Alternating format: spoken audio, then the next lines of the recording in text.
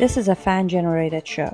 If you would like to support us, please go to jamieglazov.com, and also don't forget to subscribe to our YouTube channel.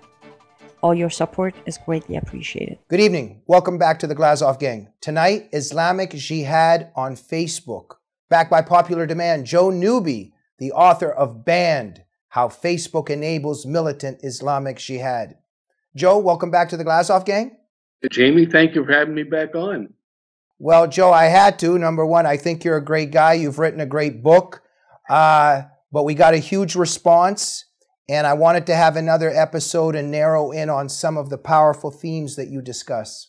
Sure. Before we move forward, tell our viewers once again about your great co-author that wrote the book with you and what the book is about briefly. Correct. Yes, her name is Adina Kutnicki. She's an American Israeli. She's been based in Israel now for the last 8 years. She has her own site, and she has done, I think, just tremendous work over the years with regard to issues surrounding the Muslim Brotherhood and Islamic terrorism. Thank you, Joe. Now, look, we know the double standards on Facebook, but absolutely. But your book, wow, what it unveils, what it reveals. I mean, this is just, it's frightening stuff. It's disgusting stuff, but it's very real. Facebook actually is enabling jihad. Give us some examples. Well, I'll tell you one right off the bat. Well, let's start off, for example, back in September 2015, Mark Zuckerberg was caught on an open microphone as he was talking to German Chancellor Merkel, and he told her in no uncertain terms that he was working on ways to stifle negative stories about these migrants flooding Europe. We move forward. Zuckerberg has also said that he wants to make his site a welcoming place for Muslims. But yet, and that's fine. I don't have a problem with Facebook being a welcoming site for everybody. I don't have a problem with that. But some of the rhetoric that some of these folks put out, things like "die, you kafar," we're going to cut your head off, we're going to rape you, we're going to kill you. Time and again, people have gotten these messages. They reported them to Facebook, and time and again, Facebook has come back and said, "Oh, this doesn't violate our community standards." Well, that's on an individual level. We can look at a whole lot of other things. For example, Jamie, you know as well as I that you and I cannot even talk about, much less openly engage in the buying and selling of firearms, or for that matter, a Daisy BB gun on Facebook. If we did, we would be instantly banned. But yet, there have been instances where jihadists have been found actually buying and selling military hardware on Facebook. And we're talking, Jamie, AK-47s, manpads, shoulder-launch missiles. The UK Express found one of these pages. They were openly selling the stuff. Who knows how long this page had been going on. They notified Facebook. Facebook actually tore the thing down, which was good. We'll get into another side of that as well. The New York Times also found 6 or 7 pages like this, Jamie, where these jihadists are openly buying and selling military hardware. But Joe, the thing is that there had to be complaints that were made, which is very interesting. Whereas I know people that try to tell the truth about Islam and they just have some post that's just truthful about the hadiths promoting and sanctioning female genital mutilation under Islam, and something like that is almost taken down immediately. So we see these really crazy double standards here. But Joe, just very briefly, let's just conclude here.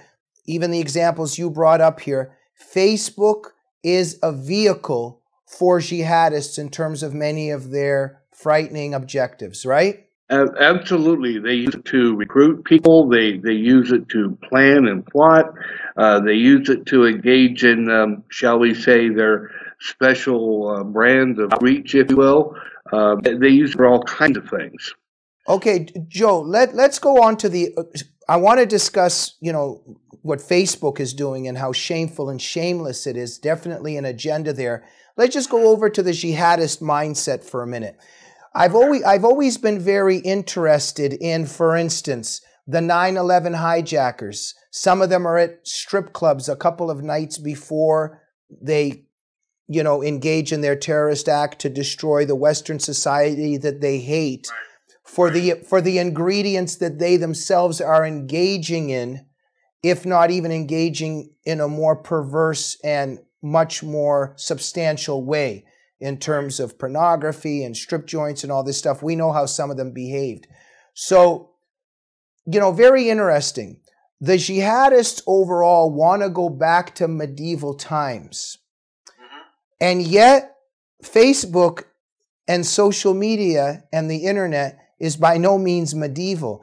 Tell us a little bit about how jihadists are using the most technological vehicles of progress to go back to a time where none of this will exist. Well, and that's a very good question, Jamie. It's all part of this thing called civilizational jihad, where a lot of people think, when people think jihad, and I got to admit, for a long time I was one of them, when people think jihad, they think 9/11, they think the Twin Towers, they think, the buildings falling down. There's a whole lot more to it than that, as I've learned from working with folks like Adina. The whole idea is to infiltrate and to slowly take over. These same folks who are using, this modern technology, as you have said, and rightly so, correctly, they would take us right back to the 7th century, right back to the 14th century, to a time when these kinds of conveniences didn't exist. But they exist now, and so they're using these as tools, like they would use anything else as a tool, like they're using our laws as a tool, like they're using our Constitution as a tool. And I'll go even further, Jamie, and I'll say that these folks are actually using the willingness of the American people to accept other ideas, other peoples, and our overall goodwill as American citizens, Jamie. They will use anything they can, any tool available, in order to advance this jihad, and like you say, this forward march, if you will, back to the 7th century. Yeah, it's just something very curious there about hating a society for its technology, but using technology to destroy the society. It's and we'll continue the discussion on that. A lot of pathologies, double standards here. I want to touch on something you write about, something we discussed briefly last program, but we have to bring it up again. This is just one example, blatant one, frightening one. 13-year-old Halel Jaffa Ariel, if I'm pronouncing it correctly, a human being, Israeli, and a Palestinian terrorist, very openly promoting and talking about killing this individual on Facebook, and this execution was carried out, and it was promoted on Facebook. Tell us about that case. That case is heartbreaking, Jamie.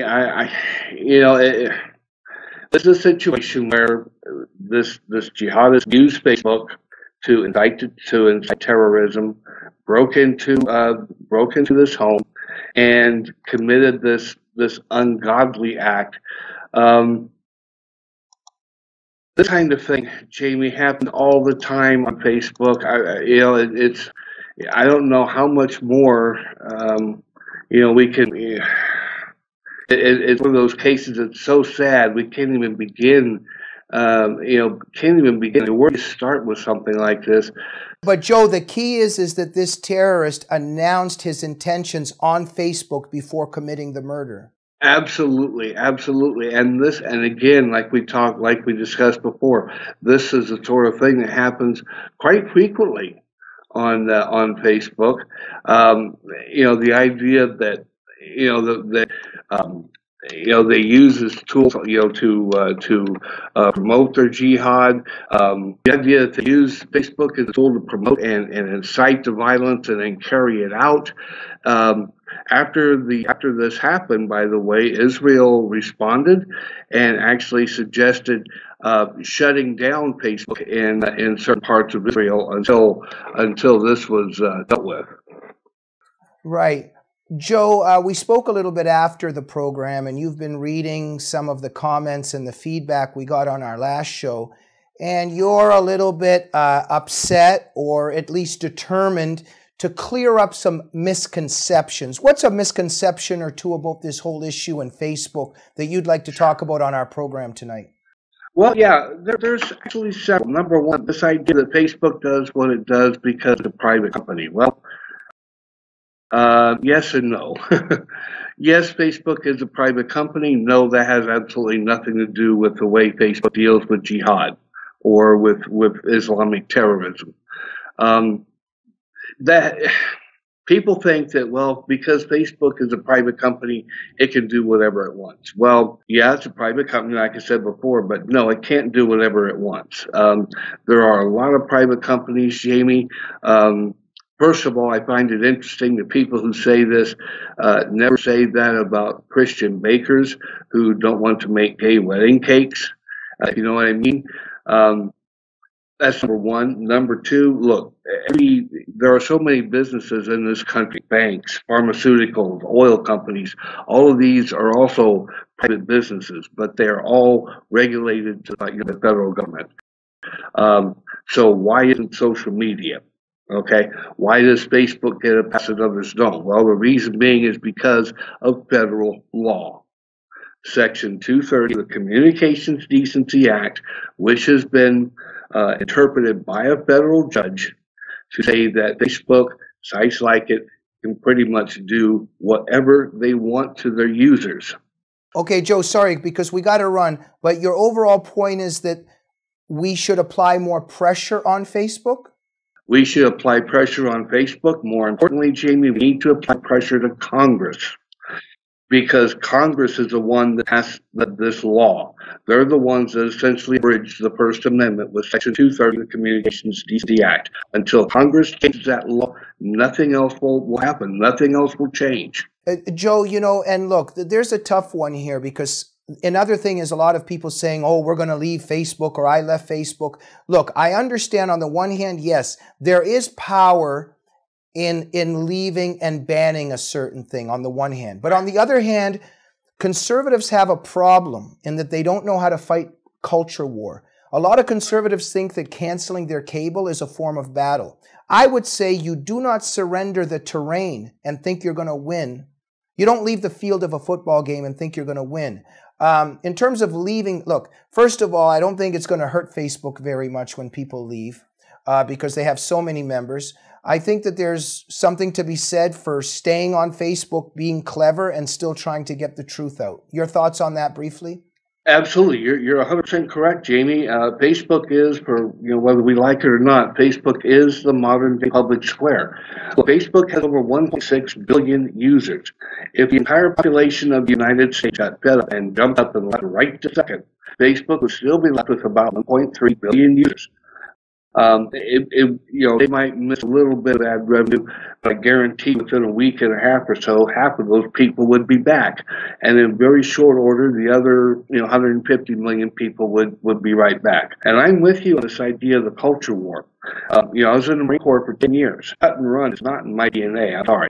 When people say they're going to leave Facebook, that's all well and good. But the problem is still there, Jimmy. It's not been corrected. Absolutely. Joe, thank you very much for joining the Glazov Gang. Thank you for having me back on, Jamie. I really appreciate it. And thank you for all your truth-telling and for your profound and such an important book. Our audience, go get Banned, How Facebook Enables Militant Islamic Jihad. It's a crucial read. Joe, we'll see you on the Glazov Gang very soon, hopefully. Thank you very much, Jamie. I look forward to it. Thank you, Joe. And please, our audience, remember, this is a fan-generated program. If you like this show, please go to jamieglazoff.com to support the show and make sure you're subscribed to the YouTube channel of the Glazov Gang. We'll see you soon. Good night.